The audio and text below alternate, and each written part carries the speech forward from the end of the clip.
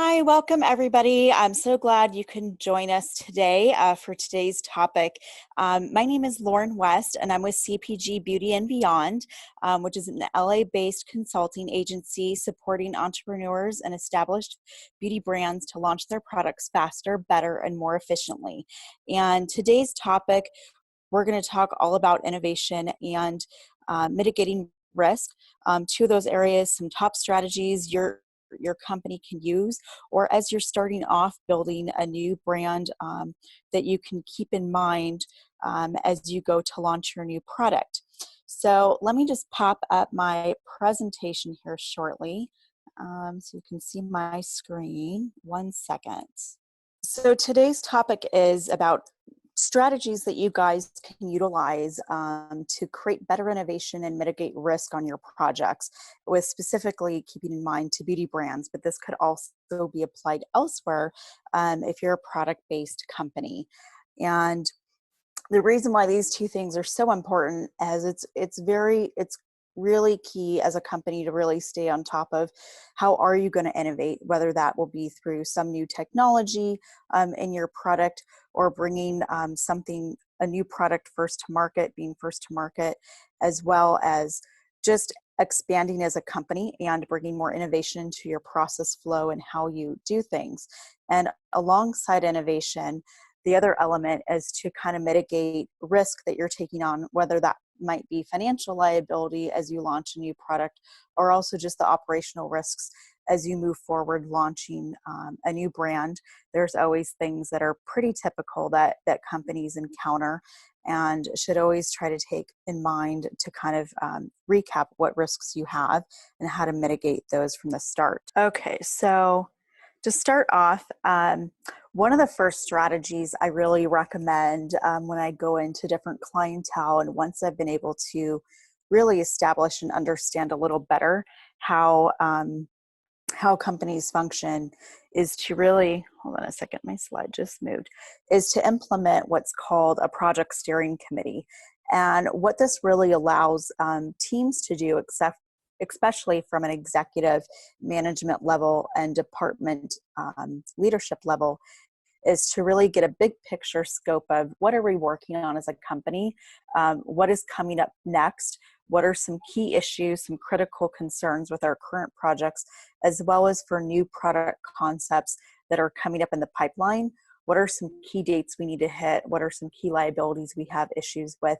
And really allows a platform of open communication. That's one of the things that will tie back into on strategy number 5, along with teams and communication.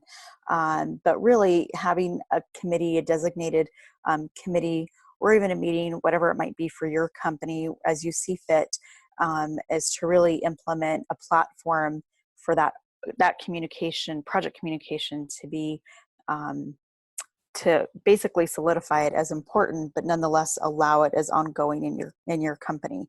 And what this allows team members to do, especially at lower levels, say within an operational team or a product development team, creative team, or packaging, for example, is to really highlight some professionals that may be working for you, as well as from a marketing team, to have that opportunity to present ideas and share about their projects to an executive team. So sometimes there isn't always that top-down communication.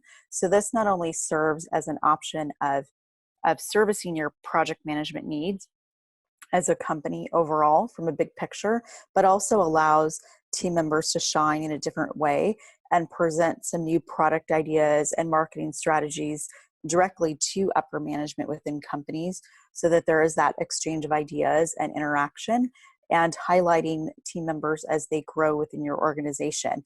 So I think it's also a great opportunity to, highlight and appreciate the team members that you do have. And also, as a side note, looking to retain top talent, presenting new opportunities for people at your company. From an innovation standpoint, as well as mitigating risk, usually this type of committee would have a variety of product launches that are reviewed for upcoming potential launches in the pipeline. And so in a launch or review, essentially, you'd be outlining, key timing, key liabilities that are needed, looking at no-go dates of when does a project need to be approved by in order to actually hit that launch date. So for example, there could be a lot of initial concept design and formulation design, say 4 to 6 months initially. And then as it gets closer to understanding when your need to order by dates are for different components and packaging, whether it's primary packaging with bottles in jars or tubes, as well as secondary, that way you know key dates. And the other element, which is strategy number 2, which will tie in, is the project P&L statement, but that also can be presented and reviewed in a steering committee or secondary. It can be, reviewed just, one-on-one with upper management or whoever is designated to get those P&L approvals. So something I find that not a lot of companies have, especially as they start out, but even more so, even as they're established, even if they're $1 million brands, is they don't always have the what I call a profit and loss statement for their projects in place for an overall review and approval. So sometimes companies are really looking at small pieces of the puzzle as they go, as they're building projects.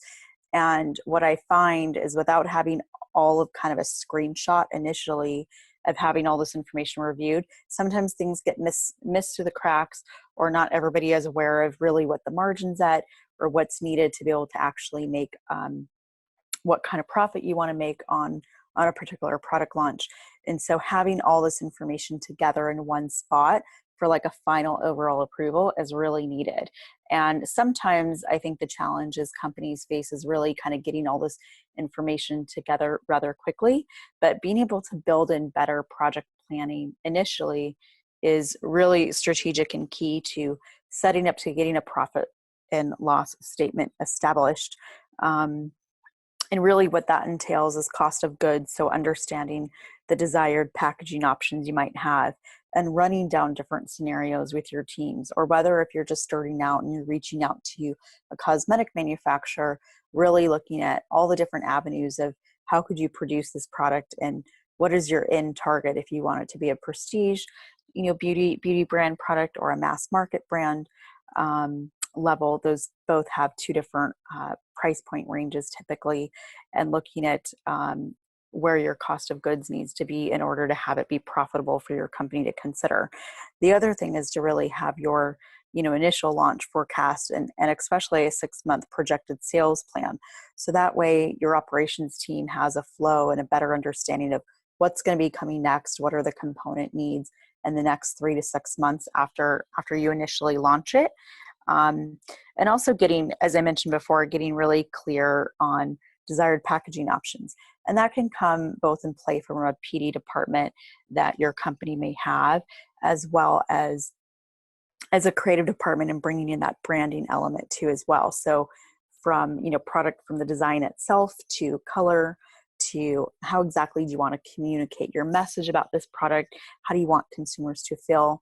So all this kind of ties into all those desired packaging options, and really looking at what makes sense for your company as a business.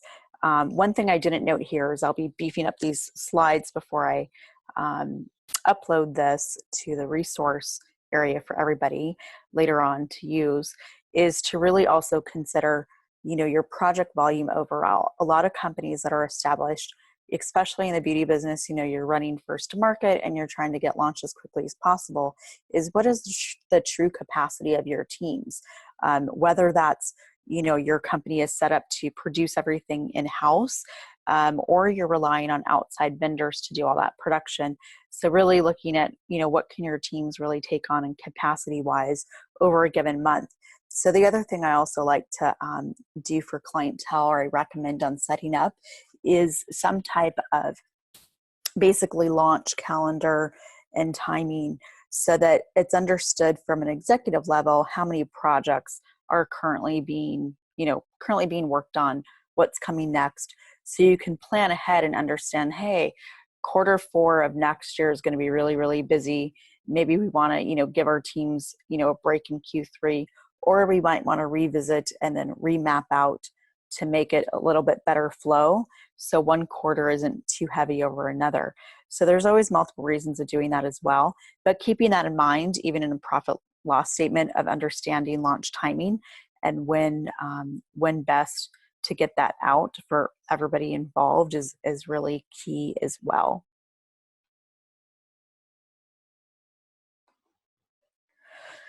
So from a strategy standpoint, for our strategy number 3 is really looking at product concept documentation and initial market research. So a lot of times, especially at smaller beauty brands that may not have as formal of structure and may not really be designed with a corporate background as some other beauty brands, such as Murad and Coty and some other organizations have a lot more formal structure to them, is really having enough documentation to not only understand what exactly am I working on, but to retain a history of what your teams have been working on towards innovation. So that way, say if you're doing product planning for your next year, and you want to map out what exactly do you want to launch for 2019 or 2020, you can have a resource of, here's some initial concept requests that we worked on. Say we didn't move them to the go stage and approve them yet, but we still have all this information of, here's what we can go back and rely on. Here's some initial research that we did before.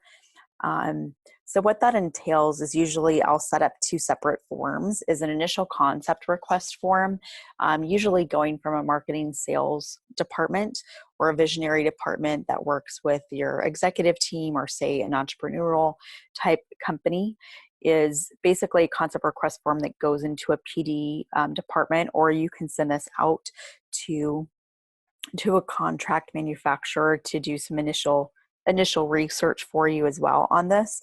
And then that form essentially will have all the key initial information to do some initial research.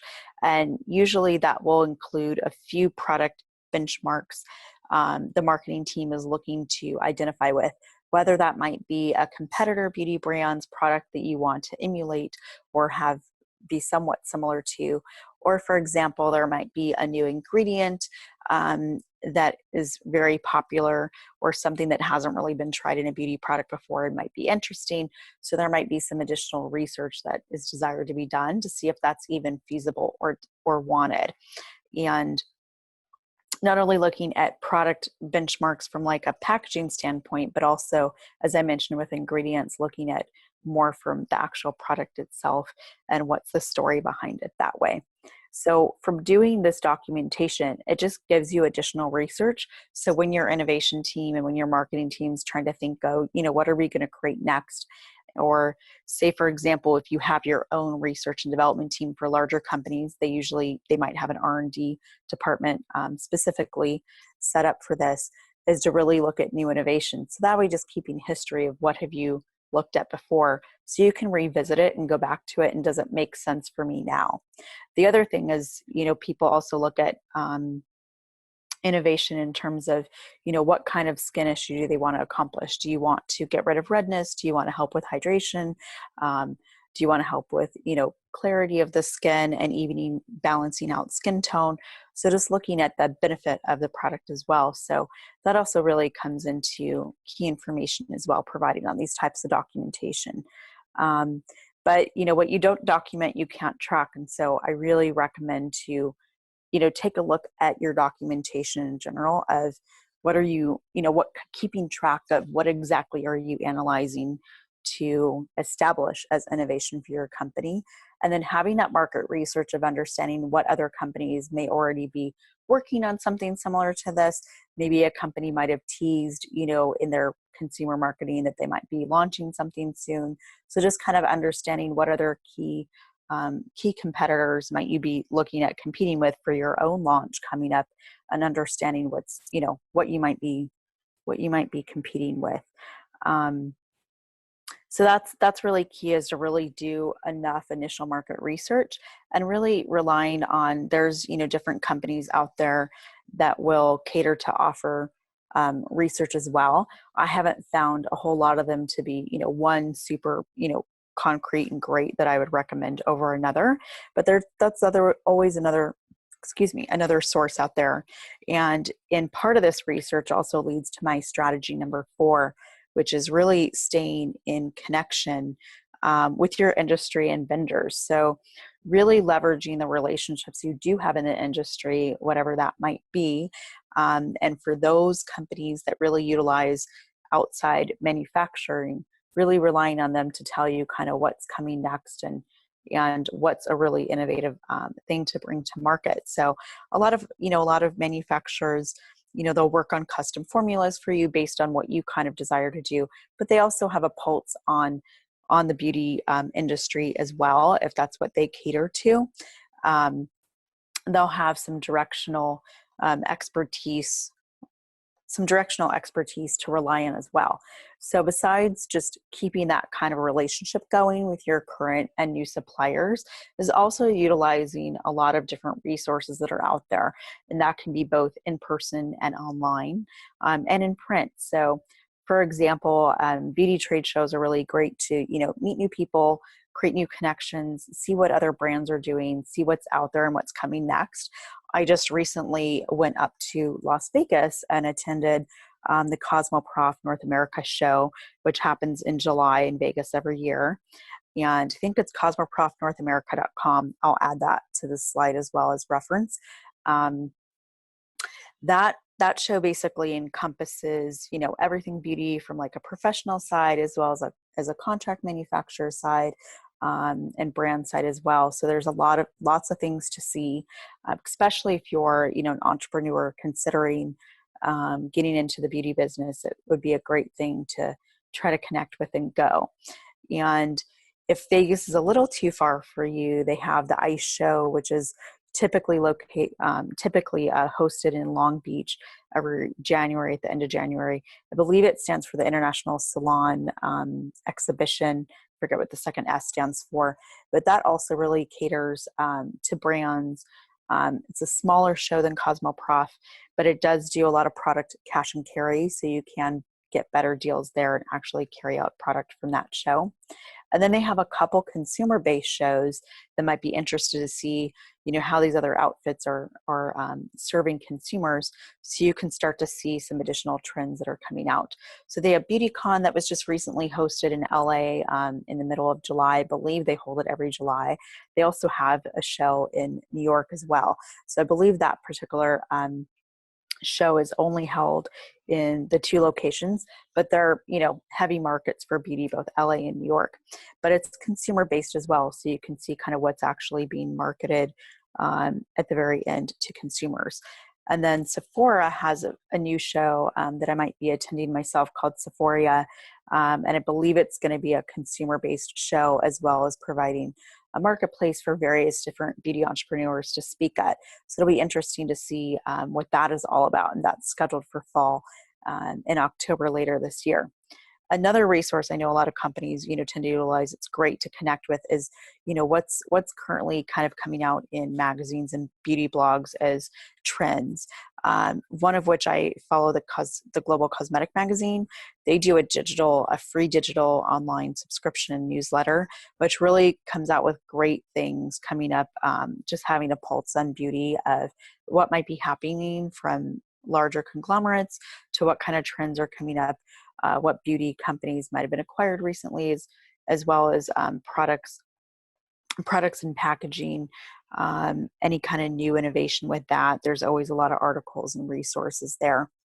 And then, as I mentioned earlier, is really trying to keep with just really keeping a pulse on the relationships you do have with your current suppliers, as well as when you get new suppliers, and really nourishing those relationships. So setting up regular meetings and really kind of doing typical audits. And as you obtain a new supplier, what exactly do you expect of them? So having that kind of established and set up with how do you want that relationship to be like can also really nourish your brand and your business back when you are looking to rely on them to, mitigate risk and go back in and, be able to shrink timelines for you and you turn things around quicker.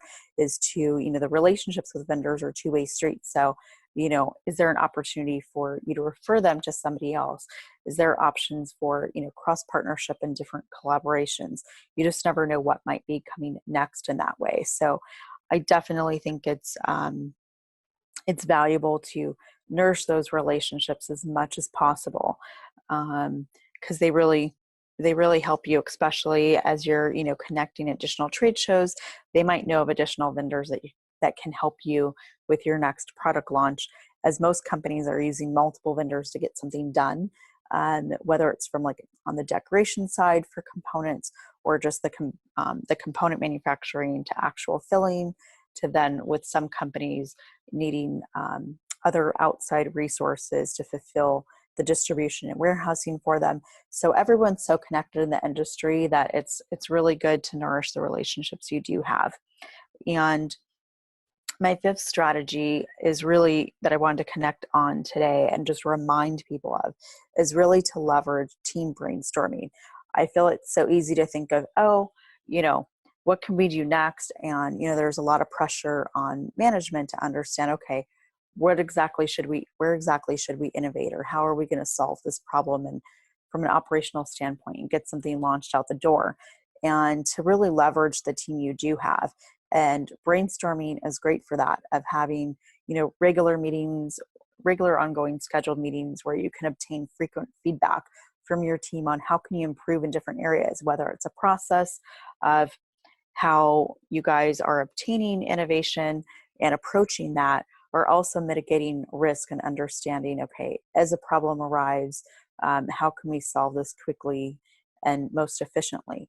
And being open-minded to new ideas. I find a lot of executives at very, higher end, larger conglomerates, a lot of people tend to be stuck in ways that they know and what they're doing. And just being open-minded, especially as companies obtain new talent, just leveraging the resource and experiences that people have had throughout their professional careers.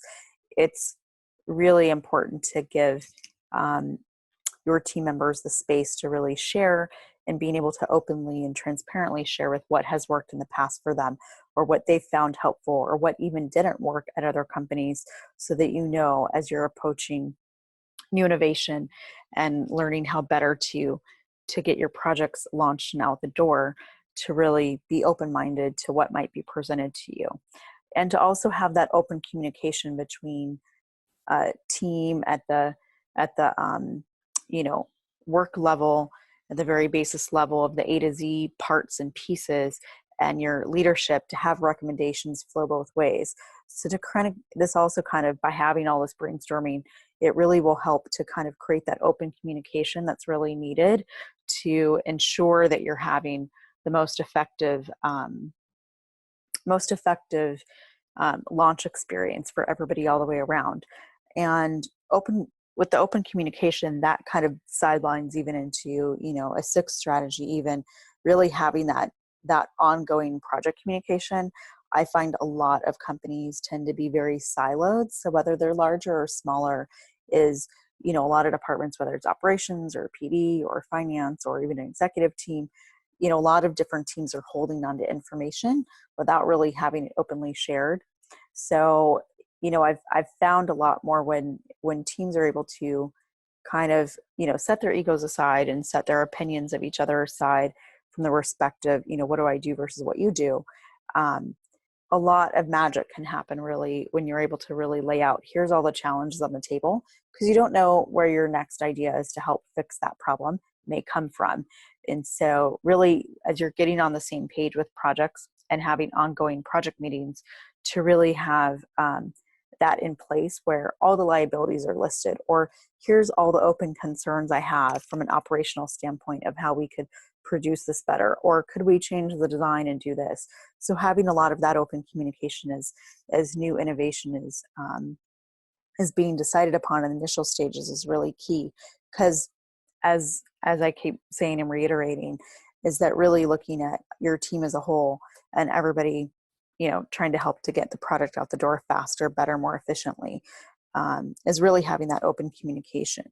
And that's really key as well. So I kind of wanted to review just kind of a recap of the different strategies I mentioned prior is really looking at, establishing a project steering committee if you don't already have that. And ideally that would be, quarterly, or at the very least biannually, as most companies, are planning six months to a year at a time, and relatively can even be 2 years out from that. To really consider implementing some type of a project P&L statement. I'll put a quick sample of one into the resource library for people. But really, the other key thing I forgot to mention here is really looking at the financial aspect of it, because a lot of companies, and how it sells on the back end. So you can do an initial P&L, but did it really sell how you expected it to sell? Did everything, come in cost-wise that way, or was there any changes? Was there a forecast change later on? So that was different than at the initial approved stage versus what actually happened. So looking at those two comparisons, very important as well. And strategy 3, really looking at documenting the type of concept, request, and initial market research that you do, just so you have it as a reference for later on, and having a clear picture of what did you work on for this project and what's coming next, so you have a whole paper trail.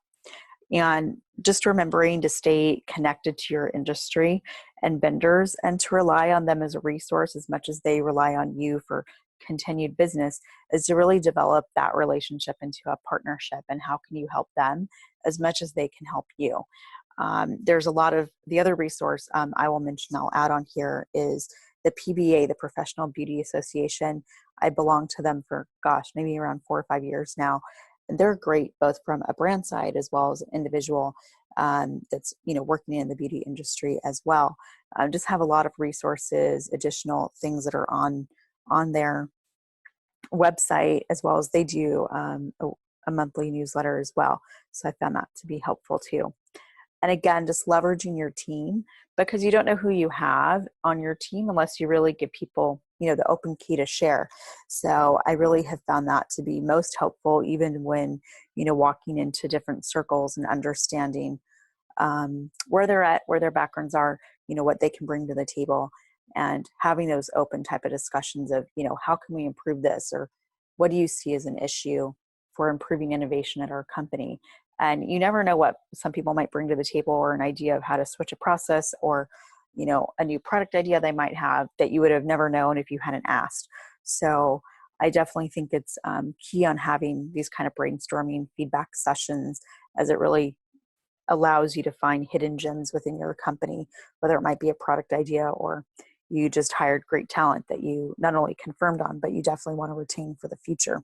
So I know today's presentation is a little short today, but I will provide some additional resources on here before I upload this to the resource library for everybody to utilize. And I wanted to move on next in case there might be any questions. So I'm going to stop sharing this and switch back to our video. Let's see here.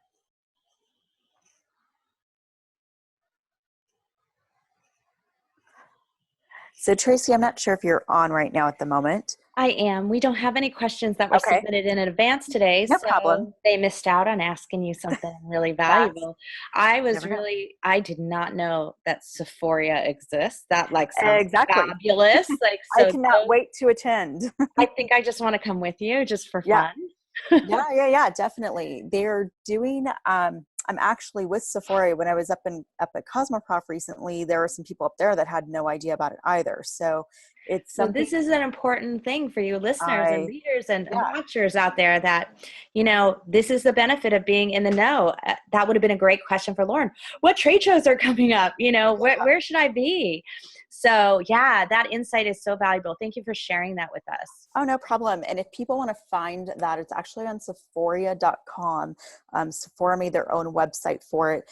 And the tickets, I am trying to confirm more details about it, because the website's a little unclear to me of what exactly I get at different ticket offerings.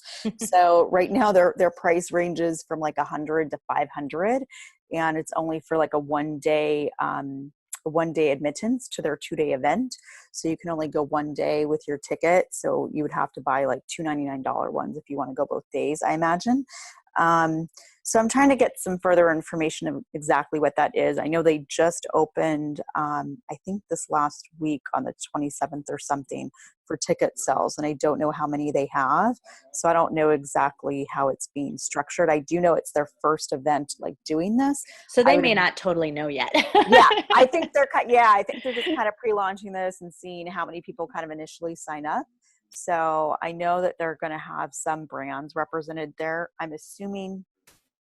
Oops, hold on. What did I do? So maybe what we should do is we'll have you do a follow-up. If you ping me, like, message on Facebook or do something like that. Sure. We could do a little follow-up, maybe just like a quick little Facebook Live. If you've got an update for anyone, we could just do that definitely. together.